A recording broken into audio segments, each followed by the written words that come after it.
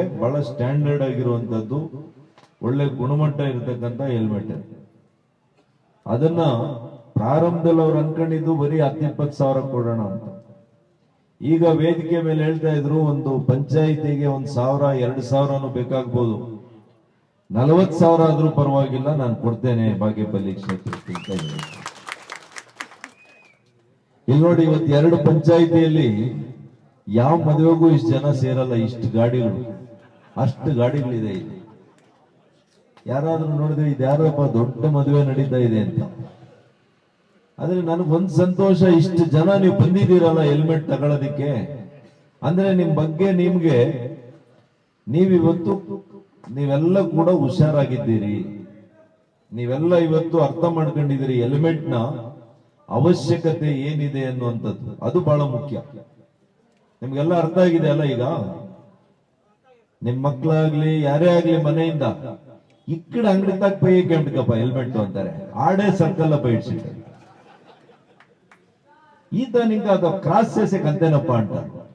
Cross ಸೇಸೆ ತೋಡು ಎಂದ್ರು ಪೈಂಡರಪ್ಪ, ಪೈಂಡರಲ್ಲ ಅನ ಪಾಪ ಆಯ್ತಾ, ನಿಲ್ಸ್ಕೊಂಡುಂಡೆ ಗಾಡಿ అట్లా కొట్టుకొని వెళ్ళిపోయారు అంట. ఇవన్నీ నేను తమాషకు చెప్తలేదు,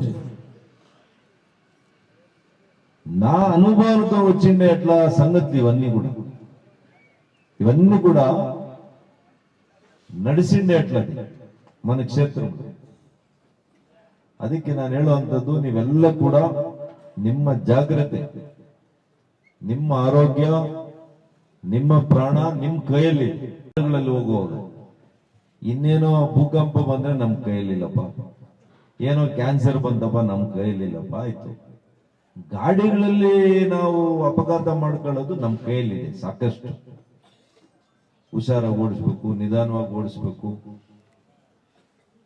ಇವೆಲ್ಲ ಕೂಡ ನೀವು ಮುನ್ನೆಚ್ಚರಿಕೆ ಕ್ರಮಗಳನ್ನು ತಗೋಬೇಕು ಅಂತ ಈ ಸಂದರ್ಭದಲ್ಲಿ ಹೇಳ್ತಾ, ಮತ್ತೊಮ್ಮೆ ವೇದಿಕೆ ಮೇಲೆ ಇರ್ತಕ್ಕಂಥ ಎಲ್ಲ ಮುಖಂಡರು, ಮುಂಭಾಗದಲ್ಲಿ ಇರ್ತಕ್ಕಂಥ ಎಲ್ಲ ಮುಖಂಡರಿಗೂ,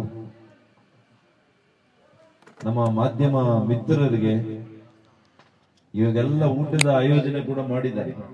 ನೀವೆಲ್ಲ ಕೂಡ ಹೆಲ್ಮೆಟ್ ಅನ್ನು ತಗೊಂಡು ಊಟವನ್ನೆಲ್ಲ ಮಾಡಿ ನೀವು ಕ್ಷೇಮವಾಗಿ ನಿಮ್ಮ ಮನೆಗಳಿಗೆ ತೆರಳಬೇಕು. ಮನೆಗಳಿಗೆ ತೆರಳಿ ಎಲ್ಲರೂ ಫೇಸ್ಬುಕ್ ಇದೆಲ್ಲ ನೋಡ್ತೀರಾ, ಫೇಸ್ಬುಕ್ ఇన్స్టాగ్రామ్ అంతా ఉన్నాయబ్బా, చూస్తారా? రీల్స్ చాలా చూస్తారు కదా, ఇప్పుడు రీల్స్, ఆ రీల్స్ 30 సెకండ్లు అంతే చేస్తా ఉంటారు. 1 నిమిషం కూడా చూసేవాళ్ళు లేదు ಅಲ್ಲೇನ್ರಿ?